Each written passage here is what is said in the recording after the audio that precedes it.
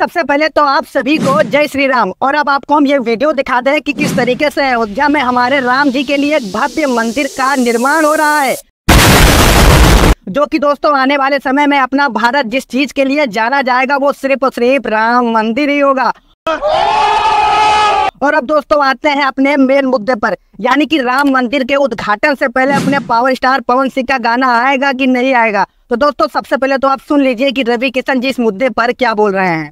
इससे जुड़े रहे जितने भी साधु संत, जितने भी देशवासी, विश्व के लोग आज जुड़े, मैं सबको नमन करता हूं, सबको शुभकामनाएं देता हूं कि आज एक हिंदू, एक सनातन धर्म की जीत हुई। आज हमारी संस्कृति कई पुरखों तक, आने वाली पीढ़ियों तक एक हमारी जीवित संस्कृति रहेगी। जी हाँ दोस्तों, मैं आपको ये कंफर्म बता सकता हूँ कि राम मंदिर के उद्घाटन से पहले पावर स्टार का गाना जरूर आएगा, और ये बात खुद हमारे विनय तिवारी जी बोल रहे हैं। एक राम मंदिर का जो निर्माण हो रहा है उस पे आएगा,